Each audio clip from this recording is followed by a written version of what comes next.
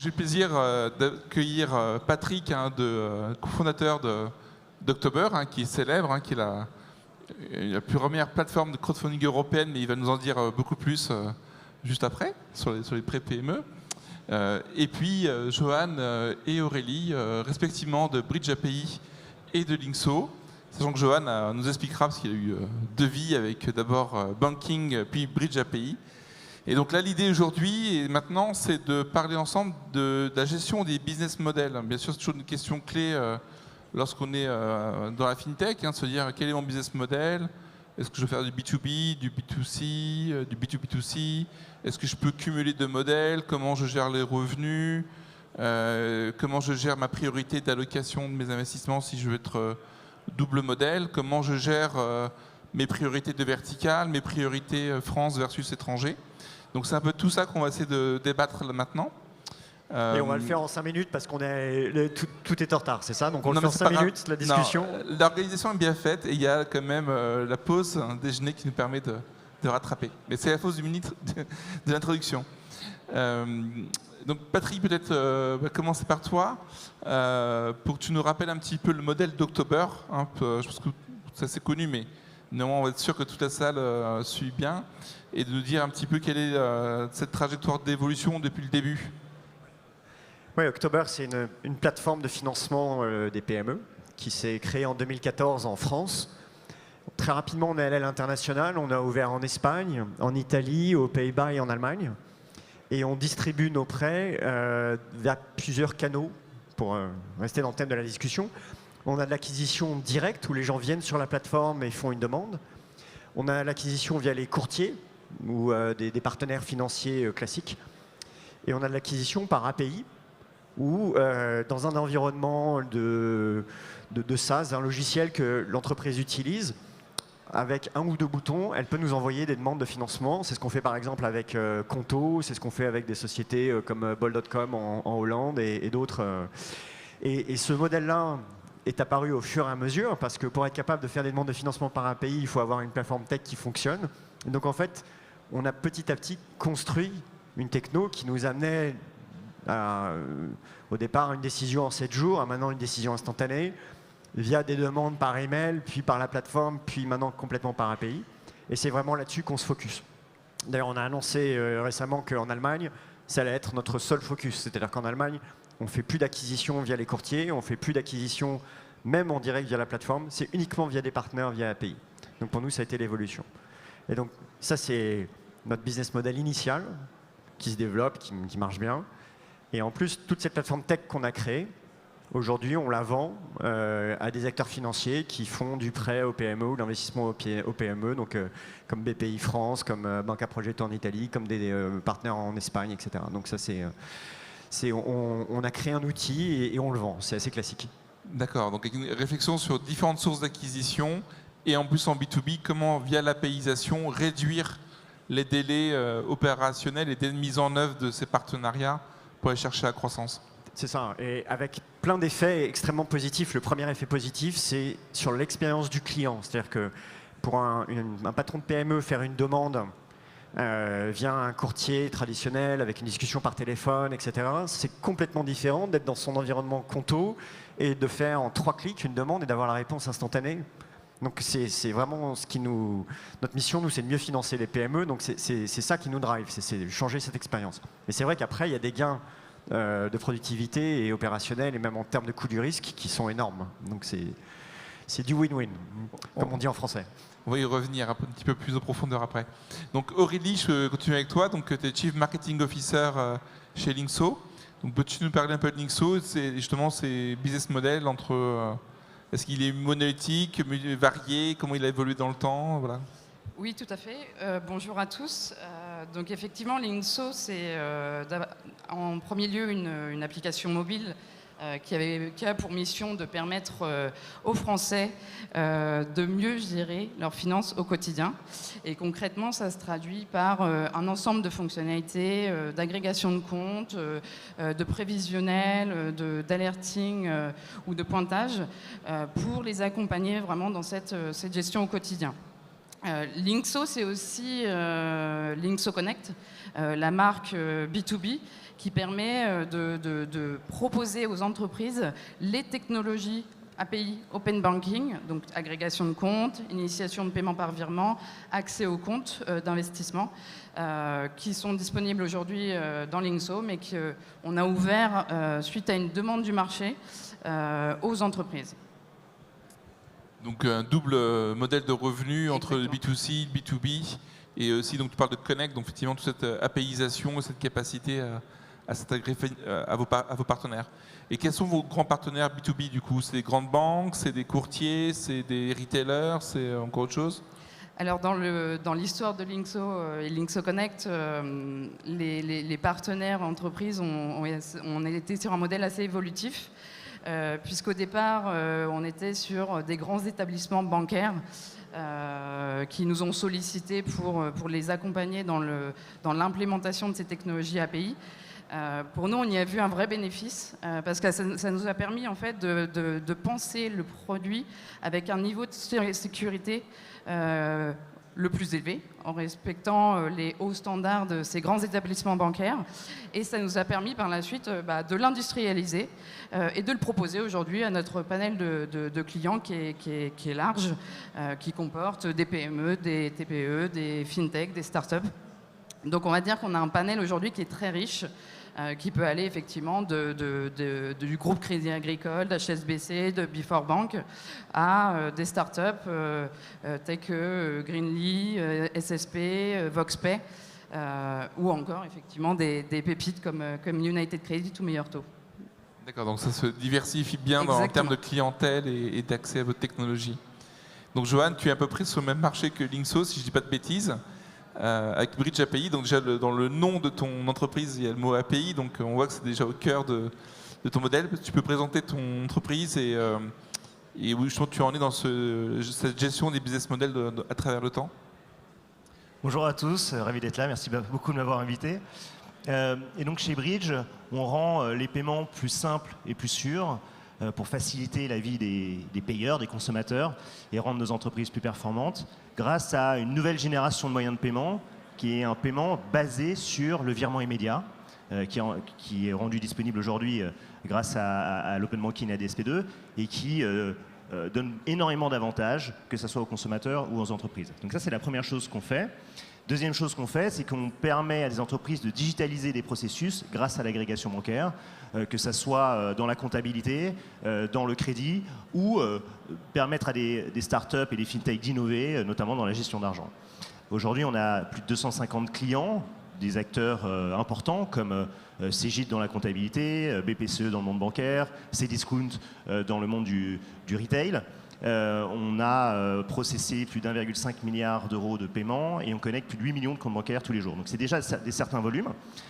Et donc du coup, notre business model, c'est de rendre disponible notre API à ces acteurs-là pour soit utiliser nos solutions de paiement, et donc là c'est au volume de paiement qui passe, soit pour connecter les comptes bancaires de manière sécurisée. Et donc là c'est au nombre de comptes bancaires qui est connecté tous les jours. Ça a été une évolution en fait, c'est un peu la même histoire que Linkso. À la base, moi j'avais créé Bankin, qui est une application qui facilite la gestion d'argent. Et pour rendre disponible cette application, il faut créer une technologie qui se connecte à toutes les banques de manière sécurisée pour dialoguer avec les serveurs des banques, pour initier des opérations ou récupérer les informations sur les comptes. Et très rapidement, on a eu une demande de marché. Et les premiers qui sont venus nous voir, ce sont les logiciels comptables qui, eux, ont besoin de connecter les comptes de leurs clients, entreprises, pour automatiser la production comptable. Ensuite, il y a eu les acteurs du crédit et il y a eu une multitude de fintech. Et en fait, à un moment donné, on a pris la décision de séparer les activités, Bankin et Bridge. Bankin qui est l'activité B2C, Bridge qui est l'activité B2B. Parce qu'en fait, quand on a deux activités qui se développent fortement, ça commence à prendre des chemins séparés, notamment quand Bridge accélère dans le paiement et Bankin continue à scaler sur une application B2C. C'est compliqué de faire des arbitrages en termes de roadmap, en termes de ressources humaines, en termes de ressources financières, et même en termes d'actionnariat. Ça veut dire que quand on veut financer une partie de l'activité, les actionnaires disent ok, moi je vais financer cette activité, mais pas forcément l'autre. Donc à un moment donné, ça fait du sens de globalement libérer les énergies des deux entreprises pour qu'elles puissent sortir le meilleur d'elles-mêmes, chacun de leur côté, Alors qu'au début, à l'inverse, c'était très important de garder les deux activités proches parce qu'il y avait énormément de synergie. Donc je pense qu'il y avait une étape de vie du début qui était l'importance d'avoir ces synergies et développer l'activité B2B, B2C en parallèle. Et puis à un moment donné où ça commence à prendre une certaine importance, globalement de donner de l'indépendance aux deux activités. Oui, donc là, c'est un différenciateur marquant entre Banking et Bridge API qui ont décidé de se séparer de sociétés et puis Linkso qui continue à faire les deux activités en son sein. Et donc ça veut dire des choix aussi entrepreneuriaux un peu différents, de se dire oui, on va chercher la croissance, mais peut-être différemment, avec d'autres méthodes. Et voilà, donc c'est aussi intéressant de voir que vous avez pris des chemins différents. Je ne sais pas si tu veux commenter, Aurélie, sur ce choix. Oui, c'est effectivement le prisme de Bridge est intéressant. Après, nous, on a fait le choix de conserver les deux entités pour plusieurs raisons, notamment parce qu'on a souhaité garder l'atout d'avoir une connaissance client la plus large possible et la plus directe possible, puisque ce qui est intéressant avec Linkso, c'est qu'aujourd'hui, on a un contact direct avec l'utilisateur final et on est en capacité d'identifier l'appétence, l'usage et la performance de nos solutions.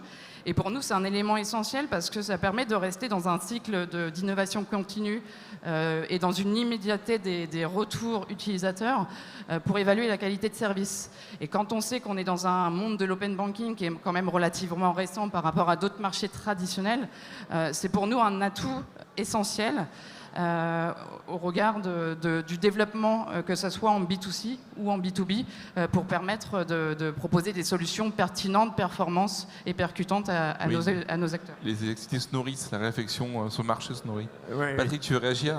C'est ce point des retours utilisateurs qui permettent d'enrichir, c'est hyper important. Nous, on dit souvent qu'on est des bons prêteurs parce qu'on a une bonne tech, mais on a une bonne tech parce qu'on est des prêteurs. C'est-à-dire que quelque part, toute notre technologie de génération de prêts, etc., de risque, de détection de fraude, on la crée avec toutes les erreurs, les apprentissages, les retours qu'on a dans l'activité de prêt. Donc aujourd'hui, on a prêté un petit peu plus de 900 millions d'euros dans tous les pays dans lesquels on est présent. C'est ça qui fait la crédibilité de notre outil. Quand on va le pitcher à une banque, quand on va le pitcher à un fonds d'investissement, il est vraiment utilisé au quotidien et il continue à être amélioré au quotidien. À chaque fois qu'on apprend quelque chose, on l'intègre dans l'outil. Et ils en bénéficient aussi. Donc c'est très riche. Mais effectivement, je reconnais certaines des discussions que Johan a décrites et que c'est même en interne, c'est pas très facile toujours d'expliquer comment est-ce qu'on relie les deux choses. Est-ce que c'est deux équipes séparées? Est-ce que c'est deux business séparés? Et la façon la plus simple que pour l'instant on a trouvé de l'expliquer, c'est qu'on a un produit, une équipe et deux façons de monétiser ce produit. Mais effectivement, ça crée des problèmes. J'ai l'impression que vos trois scale-up sont déjà assez matures, la technologie est là, vos clients sont là. Et donc, quel est un peu le prochain challenge pour vous? Parce que est-ce que c'est vraiment aller chercher l'hypercroissance maintenant, aller chercher les volumes au maximum pour se rentabiliser? Quels sont vos prochains défis par rapport à ça? Ou il faut continuer encore d'innover et d'ajouter un nouveau business model qui va venir encore renforcer la proposition de valeur? Je ne sais pas qui veut répondre. Je commence. Alors, nous, comme on est dans un business de risque, vu l'environnement, c'est pas le moment on ne va pas aller chercher à faire la même croissance qu'on a pu faire l'année dernière. On a fait 70% de croissance. Cette année, on sera sur un chiffre beaucoup plus réduit, mais c'est la bonne approche. Par contre, ça ne veut pas dire qu'il faut arrêter d'innover. Au contraire.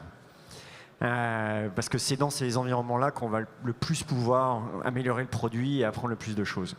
Donc il faut bien choisir ses priorités, c'est pas évident, mais c'est l'approche qu'on a pris. Et donc pour nous, quelque part, le trade-off, il va se faire dans ces trois canaux dont je parlais tout à l'heure. Est-ce qu'il y en a qu'il faut qu'on priorise? Est-ce qu'il faut uniquement qu'on fasse des tickets qui nous viennent via API avec une décision instantanée? Ou est-ce qu'on continue à garder les autres canaux ouverts? Donc tout ça, c'est des discussions business qui sont intéressantes, mais pas forcément faciles. Vous êtes exposé au risque de credit crunch l'année prochaine, avec la hausse des taux, et de se dire finalement il y aura beaucoup moins de cessation de prêts. Donc il y a l'année 2023 pour vous qui est quand même un peu boule de cristal, quoi. Si on a des taux qui remontent à 5, à 10, ce qui n'est pas impossible. Oui, et il peut y avoir moins de demandes de prêts de la part de sociétés de bonne qualité. C'est mécaniquement ce qui se passe quand les taux remontent. C'est le but, c'est qu'il y ait moins de crédit. Et l'opportunité, en fait, là, c'est de se concentrer sur justement les boîtes qui peuvent faire les meilleurs résultats. Et tout le monde, je pense, est bien conscient du fait que c'est dans les crises qu'on fait les meilleurs portefeuilles. Donc, c'est vraiment ce qu'on essaie de faire. D'accord, donc cibler sur les meilleurs clients, les clients les plus rentables et faire de son portefeuille une mine d'or, quoi. Johan, Aurélie, vous voulez peut-être répondre à une question que j'ai évoquée sur les prochains challenges et comment... soit vous êtes sur cette recherche d'hypercroissance ou il va falloir aussi en parallèle inventer d'autres modèles sur le côté pour préparer le futur. Alors nous, si on parle vraiment des choses opérationnelles, une activité B2C et une activité B2B, en tout cas dans mon prisme, c'est radicalement différent dans le mindset des équipes. Si je prends Bankin, le focus de tous les jours, c'est le user, l'expérience utilisateur sur une application mobile, le design, les animations sur les boutons, l'acquisition de nouveaux users. Et donc là, c'est les canaux digitaux sur les applications. Et la monétisation qui se fait, nous, sur Bankin, c'est la distribution de produits, donc l'intégration de partenaires et la bonne présentation des offres auprès des users. Si je regarde Bridge, dans le paiement, c'est pas du tout la même chose. Déjà, le B2B, c'est principalement des équipes sales, pas du tout les mêmes profils. Et pas le même ADN. Ça veut dire qu'il faut que nous, on a séparé les activités, il faut qu'on crée un ADN, une culture d'entreprise, qu'on crée des équipes dédiées au B2B avec le mindset B2B, alors qu'on est une émanation d'une activité B2C à la base. Si on veut une croissance très forte dans le B2B, c'est une machine de guerre commerciale et marketing qui est complètement différente de la machine de guerre B2C. Donc nous, notre challenge, c'est ça. On a une activité B2B en forte croissance, on avait un ADN B2C, il faut créer cet ADN B2B aujourd'hui. Donc nous, on travaille énormément sur la culture de Bridge et sur la structuration des équipes sales marketing pour absorber cette croissance et aller chercher la prochaine étape en termes de scaling d'entreprise. Ça, c'est plus pour les sujets opérationnels en tant qu'entrepreneur et dirigeant d'entreprise. En tant que produit de ce qu'on fait, nous, on veut que le virement devienne un moyen de paiement du quotidien. Si je me place à 5 ans, que vous pouvez payer dans votre marchand de proximité en physique, avec un mouvement très simple, mais derrière, ça ne passe plus par les tuyaux de la carte, ça passe par les tuyaux du virement. Aujourd'hui, technologiquement, c'est possible.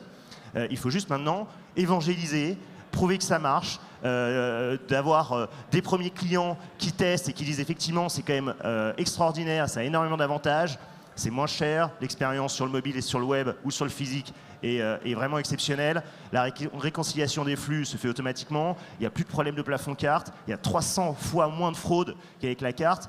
Oui, je le veux, ça fonctionne et je le déploie. Et donc ça, c'est vraiment de faire de l'évangélisation sur le marché, de prouver que ça fonctionne, que ça soit en magasin, en ligne, ou toute l'innovation qu'on est en train d'apporter pour le pilotage des entreprises en gestion de trésorerie, en comptabilité, en faciliter le paiement des salaires, etc. Et donc, pour nous, ça a été essentiel, et je reviens un petit peu sur le point, de séparer les activités parce que c'est deux chemins radicalement différents. Si on veut créer des machines de guerre dans les deux, à un moment donné, il faut faire des choix. Et pour nous, voilà, c'est l'enjeu de faire ça dans les deux activités. Et le gros hacking, ça marche qu'en B2C ou en B2B, il y a des techniques de gros hacking aussi? Il y en a dans les deux. C'est pas les mêmes, mais il y en a dans les deux. Ça, c'est clair. Tu veux compléter, Aurélie, ou sur le point des prochains challenges? Est-ce que vous allez faire évoluer votre business model compte tenu de la crise aussi, compte tenu du changement un peu du contexte financier? Pour le coup, je pense qu'effectivement, d'un point de vue du contexte et du monde de l'open banking, qui est, comme on le dit, relativement récent, il y a un point qui est essentiel, c'est de garder une certaine agilité dans l'évolution du business model et de regarder effectivement les drivers avec cette connaissance client et les retours clients qui nous permettent d'innover au quotidien. Nous, notre démarche, elle est à deux niveaux. Elle est dans la diversification au niveau de notre portefeuille de produits, puisqu'on a aussi ouvert récemment une solution d'accès aux comptes d'investissement qui permet aujourd'hui de proposer aux Français, comme que ce soit via l'application Linkso ou via notre réseau de partenaires, un accès aux comptes qui soit 360 et qui permet d'accompagner le Français dans sa gestion au quotidien. Donc ça, c'est un élément important puisque ça revient à l'essence même de notre mission qui est d'aider les Français à gérer leurs finances au quotidien. Et l'autre driver, effectivement, c'est cette internationalisation. Alors, comme le disait Patrick, on est dans un modèle différent puisqu'il y a cette crise et on ne peut pas être dans cette croissance qui est forte comme c'était le cas il y a quelques années. Et de ce fait, on a été plutôt très tactique et avec Linkso, puisque ce qu'on a fait, c'est qu'on a accompagné nos clients français à l'étranger. Ça permet de garder notre légitimité, notre pertinence sur le marché français. Ça permet d'accompagner nos clients dans cette expansion. Je pense notamment à United Credit, qui est sur la partie, si je prends un pays pour le mentionner, sur le Portugal. Et ça permet effectivement de capitaliser sur la connaissance locale de United Credit pour arriver de manière efficace sur ces nouveaux marchés et répondre à des attentes différentes parce qu'effectivement, on est sur des cultures différentes. Oui, c'est un peu l'essaimage avec les clients et les partenaires qui permettent de découvrir des marchés. Donc, Patrick, toi, tu as pris aussi notre optique, c'est de racheter des sociétés pour grandir. Alors, c'est pas le cas de toutes les fintechs, donc c'est intéressant de se dire, je grandis aussi comme ça. On l'a fait. On a fait l'acquisition de la plateforme Crédit.fr, qui était notre principal concurrent sur la France. Mais c'est pas évident, en tant que fintech, d'acheter une fintech.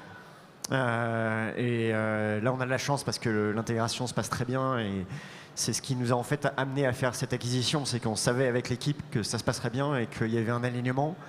On savait aussi qu'avek les vendeurs, Tikeo, on avait affaire à des gens qui avaient fait du boulot sérieux derrière, etc. Donc il n'y avait pas forcément des mauvaises découvertes après. Mais je pense que c'est pas un choix très facile non plus. Et il faut vraiment bien considérer la possibilité d'abord d'essayer de faire soi-même avant de regarder une acquisition. Oui, parce que quand tu as racheté Crédit.fr, tu as la question de la techno en fait. Vous avez votre propre techno, la cible a sa propre techno, donc est-ce qu'on jette, est-ce qu'on garde, est-ce qu'on hybride Il faut être extrêmement clair sur ce qu'on achète et effectivement ce qu'on va garder. Donc nous, ce qu'on avait qui nous intéressait, il y avait l'équipe, la donnée, la base de clients prêteurs particuliers, et donc ça fait déjà pas mal de choses. La techno, effectivement, tous les clients maintenant Crédit.fr sont passés entièrement sur la plateforme October. Donc c'est malheureusement il faut optimiser les coûts d'évolution et de maintenance des plateformes. Ça fait aucun sens de garder de plateforme. Je ne sais pas s'il y a d'autres points qu'on aurait oubliés, parce que le temps nous presse un peu. Est-ce qu'il y a des points sur lesquels vous voulez intervenir, Johan, Patrick, Aurélie, sur cette diversification des modèles On a bien compris, il y a une dualité à gérer, B2B, B2C, c'est pas toujours les mêmes codes. Ce côté de change international, cette capacité à racheter. J'espère qu'on a brossé tout le tableau. Peut-être que dans cette période d'incertitude très forte pour les startups, que ce soit en termes de financement ou en termes de global contexte économique, d'avoir une activité B2C et B2B en parallèle, bien que ce soit très compliqué à opérer au quotidien, et je pense que peut-être que ça peut freiner en quelque sorte la croissance d'une activité parce qu'il y a une sorte de défocus, mais au moins il y a deux piliers. C'est-à-dire que s'il y en a un qui tombe, l'autre permet de peut-être passer les moments difficiles et à un moment donné, quand le soleil revient, de pouvoir réaccélérer. C'est à peu près ce qui nous s'est passé d'ailleurs avec Bankin. La DSP2 a été vraiment un tremblement de terre et ça a été très compliqué de maintenir la qualité des connecteurs dans une activité B2C, quand on a plusieurs millions d'utilisateurs, le moindre problème, c'est des dizaines de milliers de personnes qui partent instantanément. Donc ça a demandé un véritable effort. Eh bien, on a changé nos priorités, de vraiment se focaliser moins sur la croissance du nombre d'utilisateurs sur le B2C, mais plutôt de garder nos users. Et puis en parallèle, de développer le B2B dans cette incertitude B2C, on ne savait pas exactement la DSP2 combien de temps ça allait prendre cette transition. Ça nous a permis d'avoir un autre pied solide. Et maintenant que la DSP2 commence à être stabilisée, on peut repartir en croissance sur le B2C. Peut-être qu'on n'aurait pas pu le faire avec autant de sérénité si on n'avait qu'un seul business model. D'accord, merci Johan, merci à vous tous, à vous trois, pour ces interventions. Et bien sûr, on peut vous applaudir et vous retrouver bien sûr sur le toit de la Grande Arche toute la journée. Merci à vous.